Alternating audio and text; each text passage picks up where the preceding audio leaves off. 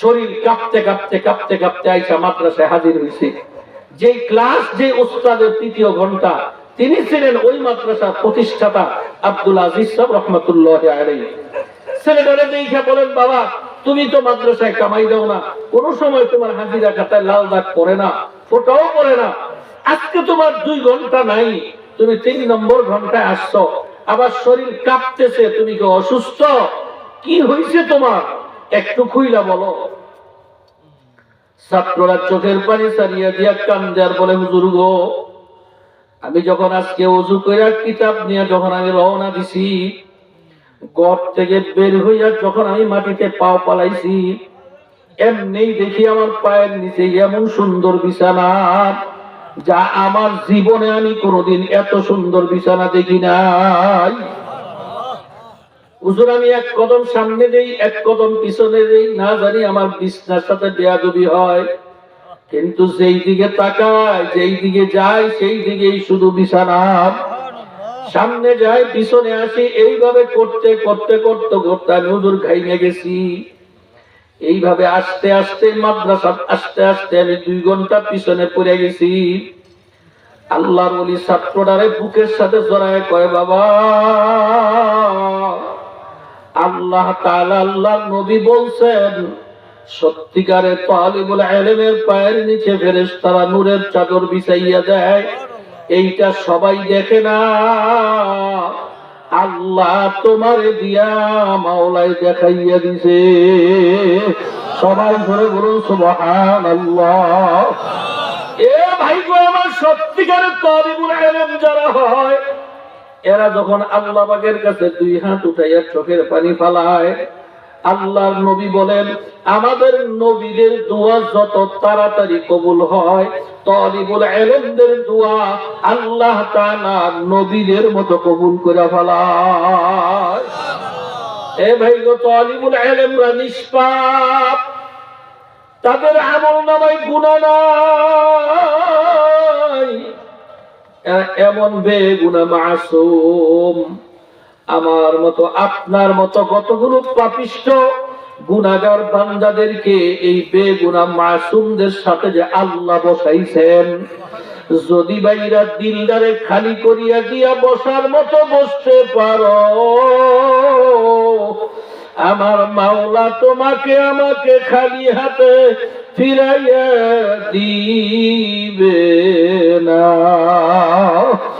দেওয়ার মালিক দুনিয়ার কেউ না, দেওয়ার মালিক কে?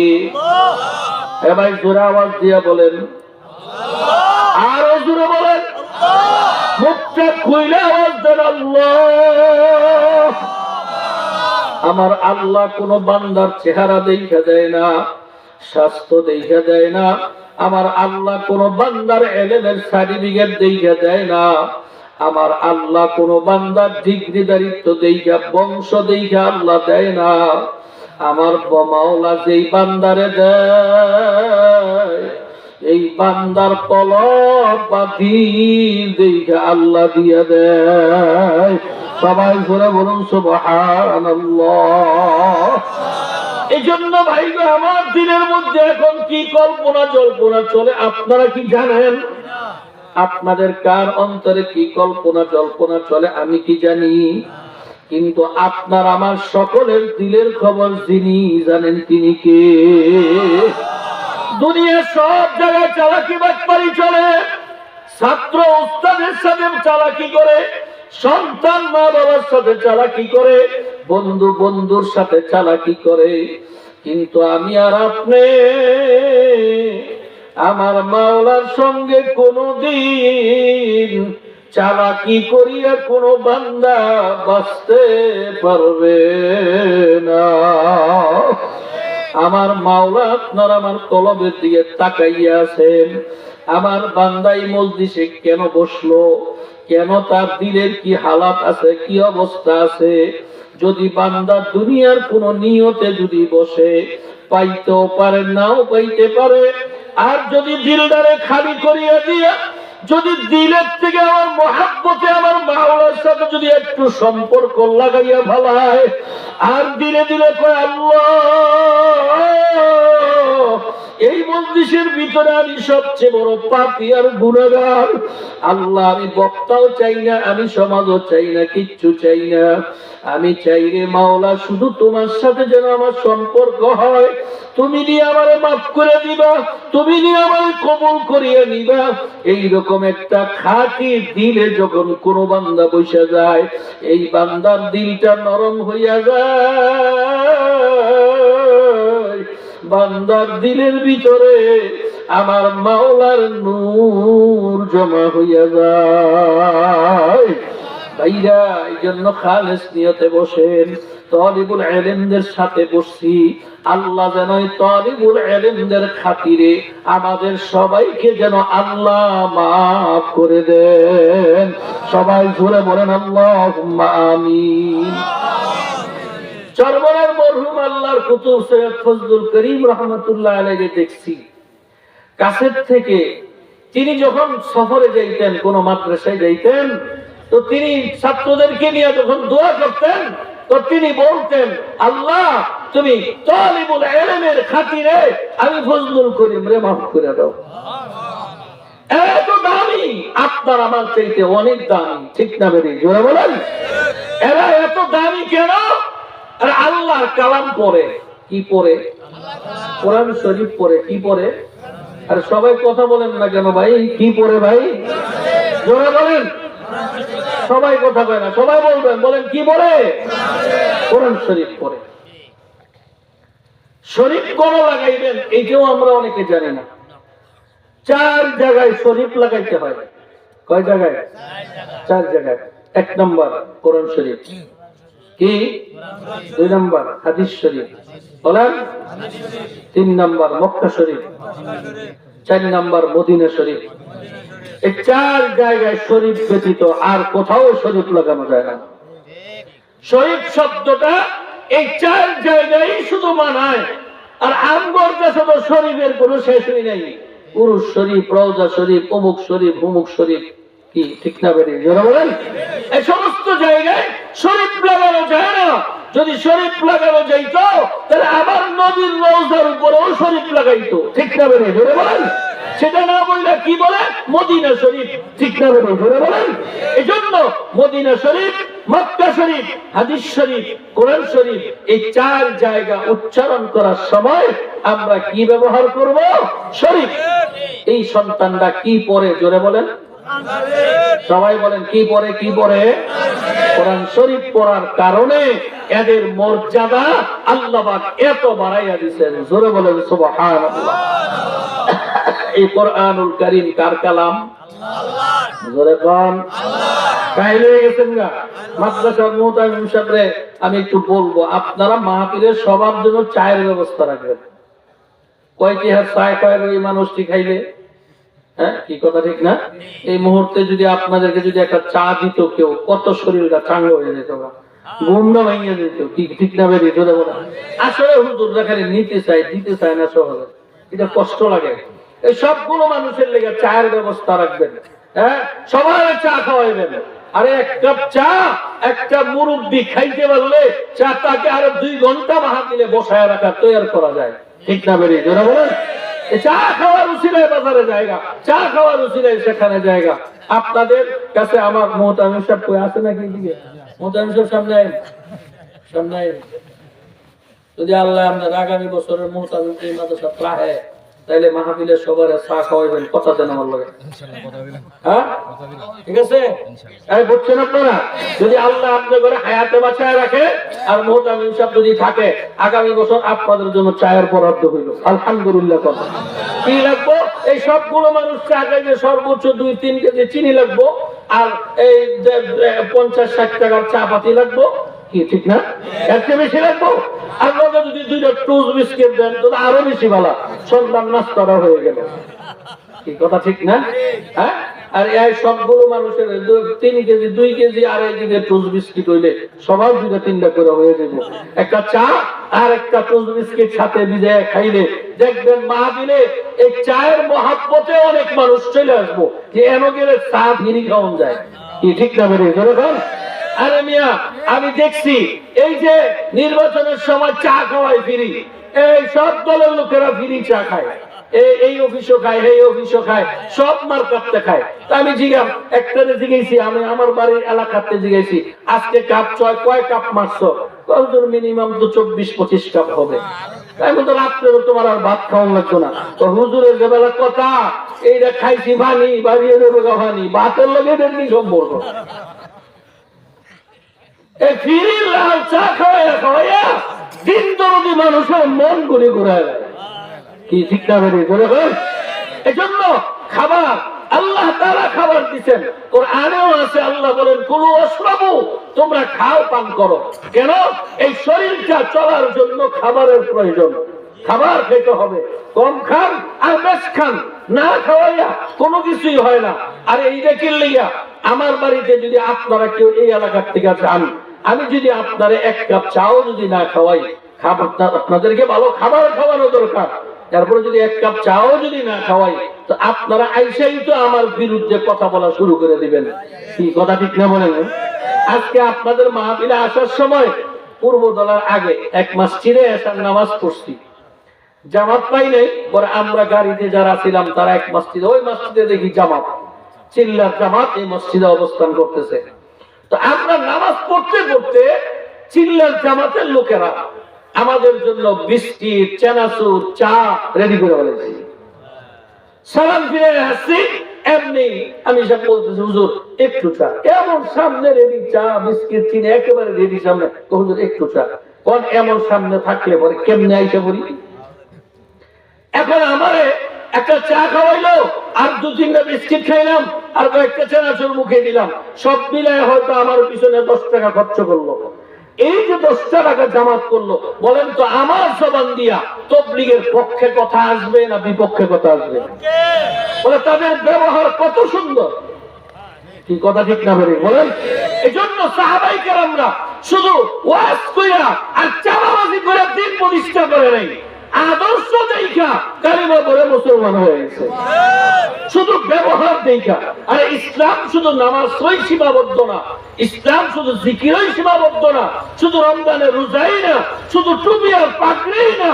একটা মানুষের ব্যবহার ইসলাম যা শিক্ষা দিছে, এই ব্যবহারটা ইসলামের ভিতরে নামাজ রোজার চাইতে অনেক বেশি ফায়দা দেয়। ব্যবহার এমন সুন্দর এক জিনিস, এই জন্য আমরা ব্যবহার শিখবো। আল্লাহ কবুল করে, আমিন বলেন। আরো জোরে আওয়াজ দিয়ে বলেন আমিন। ব্যবহার এমন এক জিনিস, পয়গম্বরের সুন্নাত। কত নবীদের ইতিহাস এমন পাওয়া যায়, নবীরা ইব্রাহিম আলাইহিস সালাম কোনদিন মেহমান ছাড়া খানা খাইতেন না। সুবহানাল্লাহ, জোরে বলেন, আরো জোরে বলেন সুবহানাল্লাহ। অনেক নবীদের ইতিহাস পাওয়া যায় তারা মেহমান ছাড়া খানাই খাইতেন না, সারা জীবন মেহমান লইয়া খানা খাইতেন। আর আমাদের সবার এমন হয়েছে, না জানি 4টা চায়ের দাম দেওয়া লাগে, ওই সময় সে চা খাইতেই যায় না। এত চিপা, এত চিপা। তুমি যেমন চিপো আল্লাহ তোমারে চিপে। তুমি 2 হাতে ভালো করে খরচ করো, আল্লাহ তোমার 2 হাতে কামাই দিব। আর তুমি খালি চিপবা, আল্লাহ দেওয়ার সময় তোমারে চিপা দিব। ঠিক না বেরিয়ে জোরে বলেন? মেহমান ছাড়া খানা খাইতেন না। একদিন কোন মেহমান নাই, একজন মেহমান তারাশ করে বাইতেছেন না, খাবারের টাইম চলে যেতেছে। হঠাৎ দেখে রাস্তা দিয়া এক লোক যাইতেছে, সে মুসলমান না, সে মূর্তি পূজক, 360 খোদা দেবদেবীর পূজা করে এমন এক লোক যাইতেছে। তো বলতেছে ভাই তুমি আমার বাড়িতে মেহমান হইবা? তো সে মূর্তি পূজক বলতেছে যে আপনি আমার মেহমান বানাইবেন, আমি তো আপনারও মানি না, আপনার খোদারও মানি না, তা আমি আপনার এনে মেহমান হইব কেমনে? কয় না মেহমান হও, আসো। পরে মেহমানের খাবারে বসলেন। খাবারে বসার সময় আমরা তো আল্লাহর নামে শুরু করি, কি কথা ঠিক না? সে তার দেবদেবীর নামে শুরু করছে, দেবদেবীর নামে খাবার শুরু করছে। নবী, ওই নবীর মনের মধ্যে কষ্ট লাগছে, আরে আল্লাহ আমারে রিজিক দিছে, আমি মেহমানদারি করে দিছি, যে আল্লাহর নাম না লইয়া সে তার দেবদেবীর নামে খাইতেছে। একটু রাগ হয়ে গেছে, রাগ হইয়া তারা খাবারটা উড়াই দিছে। তুই আমার খোদার বিরুদ্ধে যাইয়া তুই খাবার খাইতে আইছস, যা। তো সে যখন উঠে গেছে, আল্লাহ তাআলা জিবরাইল আলাইহিস সালাম দিয়ে নবীর কাছে ওহী পাঠাইছেন, ও নবী তুমি, আমি এই বান্দা সারা জীবন আমার বিরুদ্ধে আচরণ করতেছে, আমার সাথে শিরিক করতেছে, আমার সাথে বেঈমানি করতেছে, আমারে বাদ দিয়া অন্যরে খোদা মানতেছে, জন্মের থেকে শুরু কইরা এই পর্যন্ত আমি তারে খাবার খাওয়াই আনছি, একবার তার কাছ থেকে খাবার খাইয়া নেই নাই, আর একবার শুধু তোমার সামনে খারাপ থেকে উঠাই দিলা।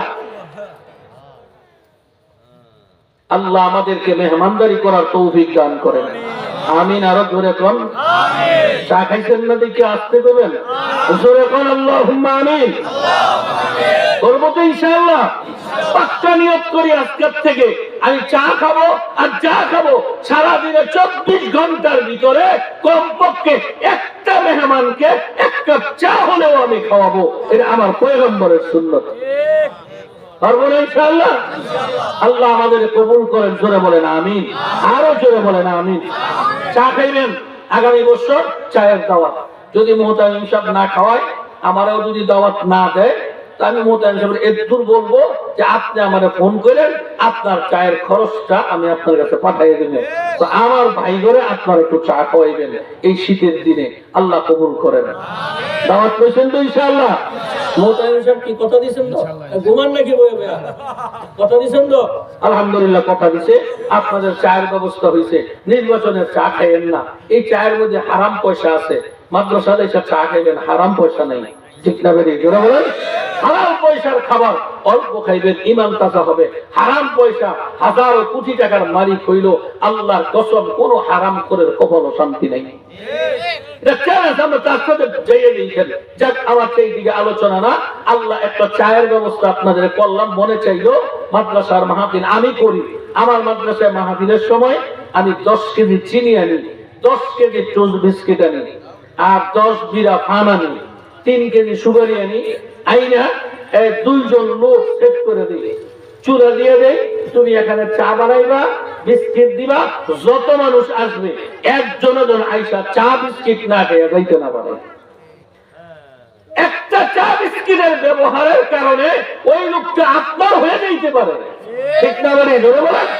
এই লোকটা আপনার কথা মানবে, আপনি তার সাথে ভালো আচরণ করেন, দেখবেন সে আপনার আচরণে যদি সন্তুষ্ট হয়, তাহলে আপনি তার যেই কথাটা বলবেন সেই কথাটাই সে মাথায় ঢুকাবে।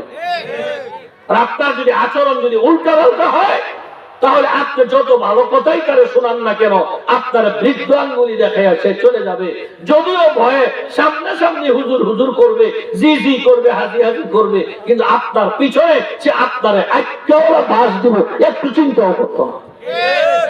আল্লাহ আমাদেরকে বুঝার তৌফিক দান করেন, জোরে বলেন আমিন।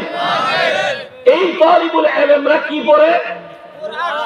এই যে ভুলে গেছে, 2-1 জনে মনে রাখছে, বাকিরা ভুলে গেছে। জোরে কোন কি পড়ে? কোরআন শরীফ। কোরআন শরীফ যারা পড়ে, যারা পড়ায়, যদি তাদের মর্যাদা যদি এত বেশি হয়, আমি আপনাদের কাছে জানতে চাই, এই মর্যাদা পূর্ণ বান্দা হওয়ার ইচ্ছা কি আপনাদের আছে? সবার আছে? কার কার আছে? একটু আল্লাহু আকবার বলে আতরণ তো। নারে তাকবীর। আল্লাহ আপনি আমাদের সবাইকে এই মর্যাদা পূর্ণ বান্দা হওয়ার তৌফিক দান করেন, সকলে বলেন আমিন। ভাইয়া মর্যাদা পূর্ণ বান্দা যদি হওয়ার জন্য 5টা নিয়ত করে থাকেন, কালকের থেকে আজকের থেকে আপনি একটা করে সবক উস্তাদের কাছে, মাদ্রাসার হুজুরের কাছে, মসজিদের ইমাম সাহেবের কাছে, আলেমের কাছ থেকে আপনি একটা একটা করে শব্দ নিয়ে আপনি আপনার কাজ করেন, মস্ক করেন, জমিনে কাজ করেন, মস্ক করেন। এই তালিবুল ইলমদের যে মর্যাদা, সেই মানুষটা প্রতিদিন একটা মাসআলা হোক, একটা হরফ হোক, একটা শব্দ হোক, আলেমদের কাছে যাই না মস্ক করে, এইরকম মুরব্বিকে, এইরকম যুবকরেও আল্লাহ তালিবুল ইলমের মর্যাদা দিয়ে দিবেন। ভাই গো, আল্লাহ পাকের কালাম এত দামি কালাম, যেই কালামুল্লাহ শরীফের ভিতরে আল্লাহ তাআলা এমন জাদু রাখছেন, এমন অ্যাকশন আল্লাহ কালামে পাকের মধ্যে রাখছেন। কারণ কোরআন তেলাওয়াত যখন করা হয়, মুসলমানের ঈমান বাড়তে থাকে। কোরআন শরীফের আওয়াজের মধ্যে জাদু, আল্লাহু আকবার জোরে বলেন। কোরআন শরীফের আওয়াজের মধ্যে এমন জাদু আল্লাহ তাআলা রাখছেন, এটা আওয়াজ শোনার সাথে সাথে হিন্দু বলেন, খ্রিস্টান বলেন, মুসলমান বলেন, শিক্ষিত বলেন, অশিক্ষিত বলেন, আল্লাহর কালাম তেলাওয়াত শুনলে সে আস্তে করে নিচু হয়ে যায়। ঠিক না বেটি? অনেকের আওয়াজ বন্ধ হয়ে যায়। অনেকে যদি জোরে জোরে কথা বলতে চায়, তৃতীয় আরেকজনে ডাইকে বলে, ভাই আস্তে কথা বলো, আল্লাহর কালাম তেলাওয়াত হইতেছে। কোরআন শরীফে এমন এক জাদু, সাহাবায়ে কেরামরা কোরআনুল কারীম তেলাওয়াত করতেন, আল্লাহর নবী নিজে কোরআন তেলাওয়াত করতেন। কি পরিমাণ তেলাওয়াত করতেন! আমাদের জামানার ইমাম আবু হানিফা রাহমাতুল্লাহি আলাইহি, তিনি যেই জায়গার মধ্যে তিনার কবর বানানোর জন্য সিদ্ধান্ত নিলেন, আমি যদি মৃত্যু হই এই জায়গায়, তো আমাকে এই জায়গায় তোমরা দাফন করবা। এই কবর যেই জায়গায় হবে, জীবিত থাকতে এই কবরের চতুর্পাশে তিনি হাঁটতেন আর আল্লাহর কালাম তেলাওয়াত করতেন। ইতিহাসের মধ্যে লেখছেন তিনি প্রায় 700 বার কোরআনুল কারীম খতম করেছেন। এই কোরআনুল কারীম কাফের বেঈমান মুশরিকরা মিঠাই দেওয়ার ষড়যন্ত্র করতেছে। ঠিক না ঠিক? এই যে ষড়যন্ত্র, বিগত 15 বছর ষড়যন্ত্রের অবস্থায় এমন জায়গায় যাইয়া পড়ছিল, যদি আর কিছুদিন যাইতো মাদ্রাসা থেকে আল্লাহর কালাম উঠাইয়া দেওয়ার পরিবেশ করে ফেলাইছিল। কারণ স্কুল কলেজের দিকে যদি তাকান, প্রাইমারি স্কুলের মধ্যে কোন ধর্মীয় বইয়ের মধ্যে ওমরের ইতিহাস নাই, উসমানের ইতিহাস নাই, আলী রাদিয়াল্লাহু তাআলা আনহুর ইতিহাস নাই। সেই ইসলাম ধর্ম নামক কিতাবের বইয়ের মধ্যেও ইহুদি খ্রিস্টানদের ওই লাল গরু, ওই একটা সেটা কত রকমের কথা তার মধ্যে ঢুকাইয়া দিয়া মুসলমানের ঈমান নষ্ট করার ব্যবস্থা করে ফেলাইছে। এই জন্য আল্লাহর কালামকে দুনিয়ার জমিনে মিটিয়ে দেওয়ার ষড়যন্ত্র নবীর জমানায় ছিল, এর পরের জমানায় ছিল, এখনো বাংলাদেশে আছে না নাই? আপনারা কি মনে করেন, আছে না নাই? অস্তে কথা কম দিলে ভয় পান নাকি? আছে না নাই?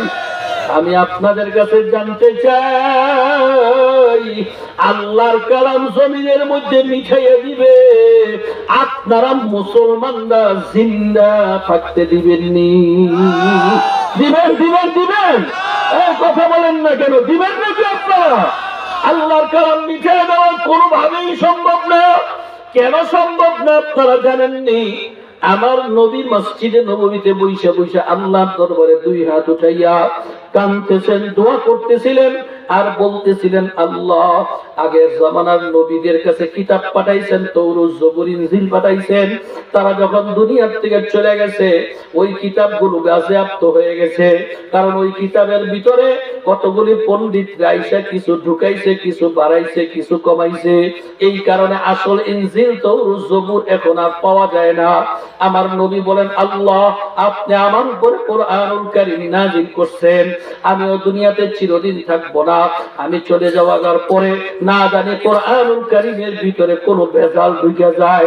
এই চিন্তা করে আমার নবী কাঁদতেছিলেন। এমন সময় নবীর চোখের পানি গাল বায়া বায়া দাড়ি মুবারক ভিজা ভিজা জমিনের মধ্যে পড়তেছিলেন। আল্লাহ পাকের সাথে আমার নবীর এত সম্পর্ক, আমার নবী যদি কোনো বিষয়ে যদি চোখের পানি ফলাইতেন, আল্লাহ পাকের আরশে আজিম থরথর করে কাঁপা শুরু হয়ে যাইত। আমার নবীর চোখের পানির এত দাম। আল্লাহ তাআলা তার জিবরাইল আলাইহিস সালামকে পাঠাইলেন, যাও তাড়াতাড়ি যাও, আমার নবীর চোখের পানি পড়ে গেছে, তার ব্যবস্থা করে দিয়ে আসো। জিবরাইল আমিন আসলেন, আয়েশা আমার নবীর সালাম দিলেন, বলেন, নবী গো আপনি কোনো চিন্তা করেন না, এই মাত্র আল্লাহ আমারে পাঠাইয়া দিয়ে আপনার যে দাবি করছিলেন তার সমাধান দিয়ে দিয়েছেন। জোরে বলেন আল্লাহু আকবার। আল্লাহ নবী বলেন, জিবরাইল কি শুনাইছে তাড়াতাড়ি আমাকে শোনাও। সঙ্গে সঙ্গে জিবরাইল আলাইহিস সালাম শুনাইয়া দিলেন, ইন্না নাহনু নাযালনা যিকরা ওয়া ইন্না লাহু লাহাফিজুন।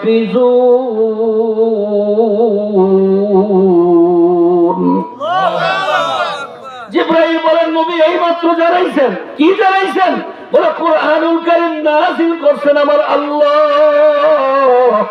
কিয়ামত পর্যন্ত এই কুরআনুল কারীমের হেফাজত করবেন আমার আল্লাহ। আল্লাহু আকবার, জোরে বলো মুসলমান, আল্লাহু আকবার, আল্লাহু আকবার।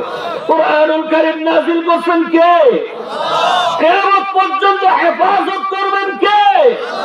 আল্লাহ যেই কালামে পাকের হেফাজতের জিম্মাদারি নিছেন, এই কুরআনুল কারীমের হেফাজত করার জন্য পৃথিবীর কোন মানুষ যদি নাও থাকে, আমার আল্লাহ কোনো না কোনো ভাবে আল্লাহর কালামের হেফাজত করবে। ঠিক না ঠিক? দেখো না আমার মাওলা কত জায়গার মধ্যে হেফাজত করতেছেন। সেই বরিশাল বরগুনা আমতলিতে যখন সিডর হইল, বাড়িঘর সব ভাঙ্গা তুসমার করে ফেলাইল। মসজিদের ভিতরে কতগুলো কুরআনুল কারীম ছিল। যখন সিডর চলে গেছে, তাকাইয়া দেখে প্রায় অনেকগুলো কুরআনুল কারীম সেই খেজুর গাছের উপরে পড়ে রয়েছে। কুরআনুল কারীম রে যে আমার মাওলা কতভাবে হেফাজত করে।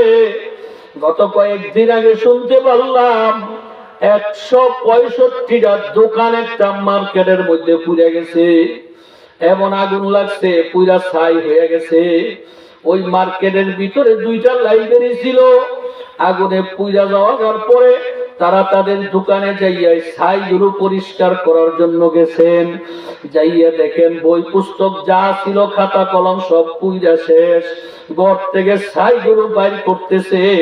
বাইর করতে করতে তাকাইয়া দেখেন নিচে অনেকগুলো কোরআন শরীফ একসাথে জমা হইয়া রয়েছে। ভাই এত বড় আগুন, যে আগুনে 165টা দোকান পুড়েছে। আগুনের পাওয়ারের মাত্রা কত ছিল? এত বড় আগুনের ভিতরে লাইব্রেরির সব বই পুড়েছে। এই আগুনের ভিতরে এই কুরআনুল কারীম গুলিরে হেফাজত করলেন কে? আল্লাহ কোরআন হেফাজতের জন্য জিম্মাদারি নিছেন। এইবার আমি আপনাদেরকে একটা মজার কথা, মহব্বতের কথা শুনাই, খুব খেয়াল করে শুনেন। আমার নবী বলেন আল্লাহ পাকের পক্ষ থেকে 2টা রহমত দুনিয়ার সবার জন্য বরাদ্দ আছে। একটা হলো খাস রহমত, আরেকটা হলো আম রহমত। বলেন কয়টা রহমত? কি কি? 1 নাম্বার খাস, আরেকটা আম। এই আম রহমত আল্লাহ দুনিয়ার সমস্ত মখলুকাতের জন্য উন্মুক্ত করে রাখছেন। কারণ আল্লাহর রহমত ছাড়া একটা গাছের পাতাও নড়বে না, একটা কুকুর শ্রীগাল খাবার পাবে না, একটা পিপিলিকা হাঁটতে পারবে না। ঠিক না ঠিক? আল্লাহ পাকের রহমত ছাড়া কেউ চলতে পারে না। এটা আম রহমত। নবীজি বলেন আরেকটা খাস রহমত আছে।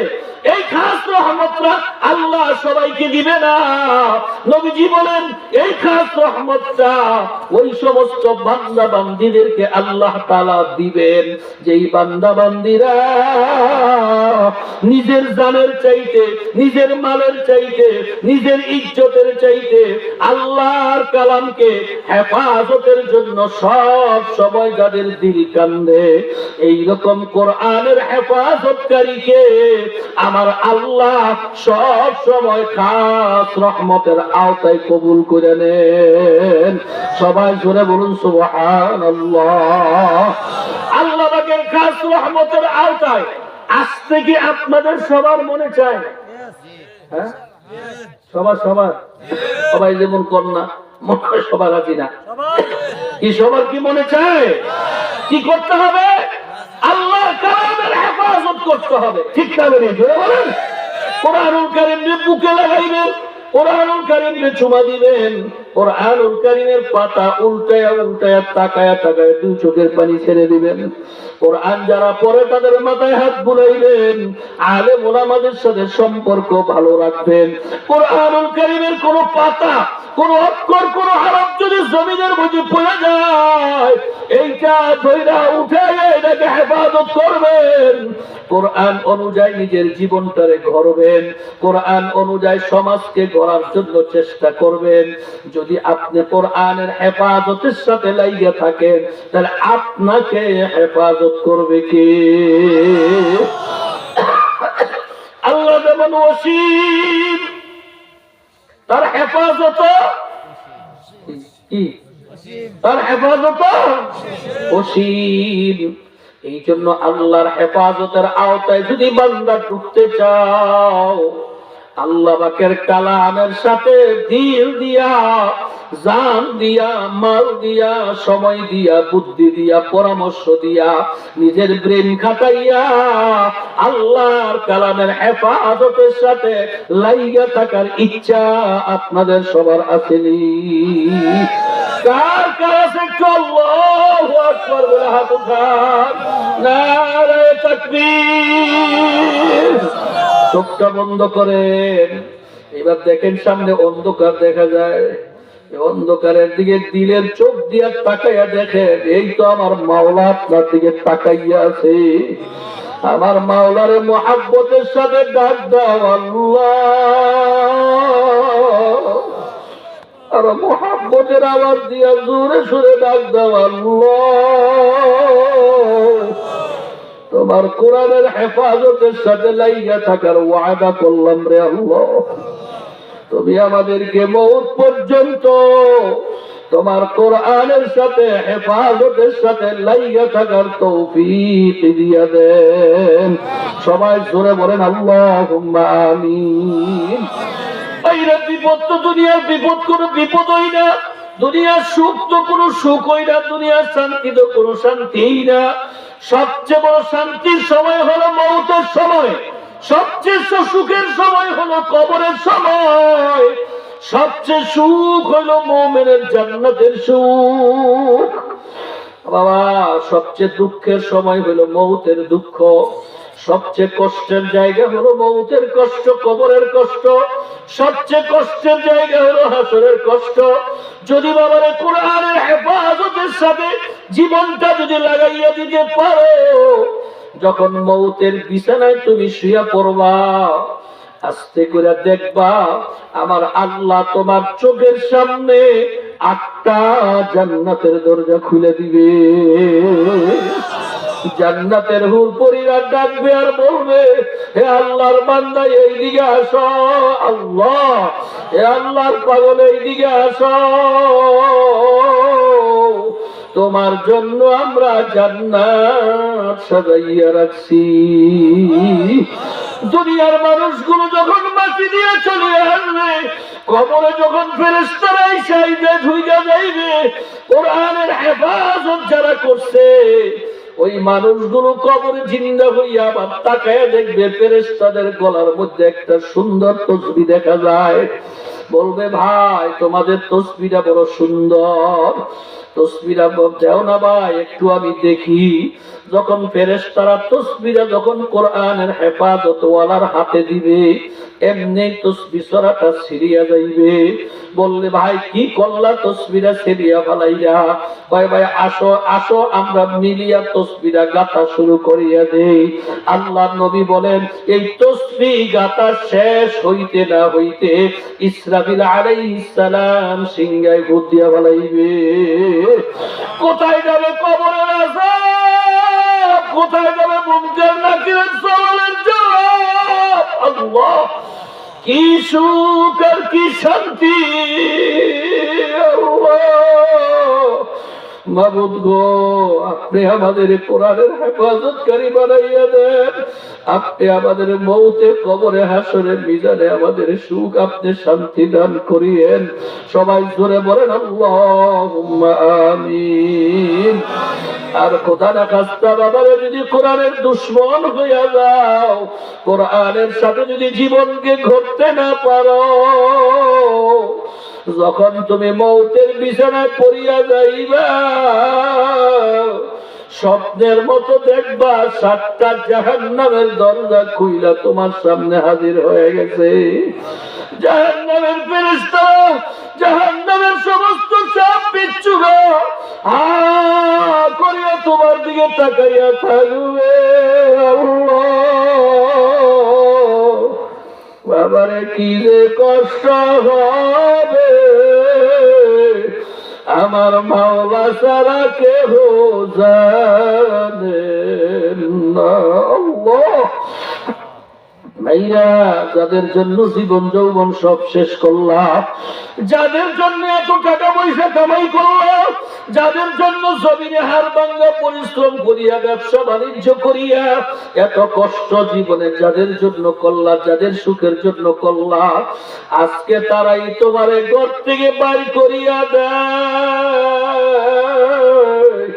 এরাই গরম পানি রেডি করিয়া ফেলাইছে, এরাই বাজার থেকে সাদা কাপড় আনিয়া রেডি করিয়া ফেলাইছে, শরীরের সমস্ত কাপড় গুলো খুলিয়া ফেলাইয়া দেবে। আল্লাহ গরম পানি দিয়ে গোসল লাগাইয়া শরীরটারে সে পানি দিয়ে ধোয়াইয়া বাজারে 3টা কাপড় দিয়া তোমাকে আমারে প্যাকেট করিয়া মসজিদের খাটে ছড়াইয়া রাখবে। এ যুবক ভাইরা, মুরব্বীরা, একটু তাকাইয়া দেখো না, তোমার মরা লাশ কেমন দেখা যায়। দেখতে না দেখতে নির্দিষ্ট সময় জানাজার নামাজের পরক্ষণে তোমার কান্দে লইয়া তাকাইয়া দেখো কোথায় নিয়ে যায়। বাড়ির বাজারে, বাস বাজারে, জাত তোলায় কবরস্থানে নিয়া 3.5 হাত ঘরের ভিতরে এতিমের মতো শোয়াইয়া দিয়া বুকের উপরে শক্ত বাঁশের সাইরি লাগাইয়া মাটি দিয়া সবাই যার যার ঘরে চলিয়া যাইবে। তুমি আর আমি এমন একটা কবর ঘরে থাকব যেই ঘরে দরজা নাই, জানালা নাই, সাথী নাই, বাতি নাই, আমার মাওলা ছাড়া কেহ আপন হবে না। আল্লাহ, ও যুবক ভাইরা, মুরব্বীরা, কান খুলে শুনে রাখো, আমার নবী বলেন, যারা দুনিয়ার জমিনে কোরআনের দাম ধরে না, কোরআনুল কারীমের সাথে যাদের সম্পর্ক ভালো না, এখন মানুষগুলো কবরে শোয়া দিয়ে সবাই যখন জানাজার ঘরে চলে আসবে, নবীজি বলেন ডান পাশের মাটি বাম পাশের মাটি এমন ভাবে একটা চাপ মারবে, এক পাশের হাড্ডি গুলো আরেক পাশে ঢুকাইয়া ফেলাইবে। আল্লাহ নবীজি বলেন, কোন কোন নাফরমান মেয়ে লোক পুরুষের কবরে একটা না, দুইটা না, 99টা সাপ তার কবরে জমা হয়ে যাইবে। এই সাপ গুলো পেঁচাইয়া পেঁচাইয়া এই মায়ার শরীরে যখন কামড় শুরু করিয়ে দিবে, বাইরে কত চিৎকার করবি, কেউ তো তোমার চিৎকার শুনবে না। ভাইয়া, সত্য কথা শুনাইয়া দিয়া গেলাম রে ভাই, এখনো সময় আছে, এখনো সময় আছে। বাবা ফিরো, আল্লাহর কালামের হেফাজতের সাথে লাইয়া যাও, আল্লাহর কালাম তেলাওয়াত করো, কোরআন পড়নে ওয়ালাদের সাথে সম্পর্ক ভালো করো। যদি করার মতো করতে পারো, আমার মাওলা তোমাকে আমাকে খালি হাতে দিবে না। এই ভাইয়া, যারা এই মজলিসের ভিতরে বসে আছি, পাক্কা নিয়ত, পাক্কা ওয়াদা, আল্লাহর দিকে তাকাইয়া, আল্লাহ সাক্ষী, আমার সাথে ওয়াদা করতে পারো যে হুজুর, আল্লাহ বাকি যে কয়দিন দুনিয়াতে আল্লাহ বাঁচায়া রাখবে, আল্লাহর কালাম রে জমিনে জিন্দা করতে যাইয়া জান মাল সময় দিয়া আল্লাহর কালামের হেফাজতের সাথে লাইয়া থাকবো। এই নিয়ত, এই ওয়াদা আপনারা করতে পারেননি সবাই? পারেন পারেন পারেন? কারা কারা পারেন একটু আল্লাহু আকবার বলে 2 হাত উঠেন। আল্লাহ সাক্ষী, আল্লাহ হাত উঠে ওয়াদা আবদ্ধ হইলাম রে মাওলা তোমার জমিনে কোরআনুল কারীমকে প্রতিষ্ঠা করার জন্য। আমাদের জান মাল সময় যা প্রয়োজন হয় আল্লাহ সব দিয়ে তোমার কোরআনুল কারীমকে জিন্দা রাখার চেষ্টার ওয়াদা করলাম। আল্লাহ আমাদের সবাইকে এই ওয়াদার উপরে মজবুত থাকার তৌফিক দিয়ে দেন। সবাই জোরে বলেন আল্লাহুম্মা আমিন। আরো জোরে আওয়াজ দিয়ে বলেন আল্লাহুম্মা আমিন।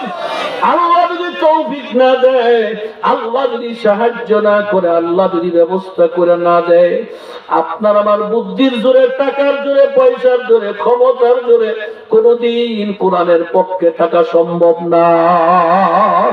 এই জন্য সদা সর্বদা আল্লাহর কাছে দোয়া করবেন, আল্লাহ আপনি আমাদের কোরআনের পক্ষে থাকার তৌফিক দান করেন, হাদিসের পক্ষে থাকার তৌফিক দান করেন। মওত পর্যন্ত কোরআন ও হাদিসের পক্ষে থাইকা জানমার সময় আল্লাহ আপনার রাস্তায় কুরবানি করার তৌফিক দিয়ে দেন। আল্লাহু আকবার কাবীরা, আলহামদুলিল্লাহি কাসীরা, সুবহানাল্লাহি বুকরাতাও ওয়া আসীলা। আল্লাহ আমাদের সবাইকে কবুল করেন, সকলে বলি আমিন। আরো জোরে আওয়াজ দিয়ে বলি আল্লাহুম্মা আমিন। রাত্র বেশি ব্যাখ্যা লম্বা করার সুযোগ নেই, সংক্ষেপে যা শোনাইলাম এই কথাগুলো যেন আল্লাহ আমাকেও মানার তৌফিক দেন, আপনাদেরকেও যেন আল্লাহ মানার তৌফিক দেন। আমিন বলেন, আরো জোরে বলেন আমিন। এখন দোয়া হবে, আমরা সকলে মন ভরে দোয়া করব, আল্লাহ যেন আমাদের সবাইকে কবুল করেন, সকলে বলি আমিন। দোয়ার আগে আপনাদের কাছে আমার একটা কথার উত্তর আপনারা বুঝে শুনে দিবেন। আমার পকেটে টাকা আছে, আপনার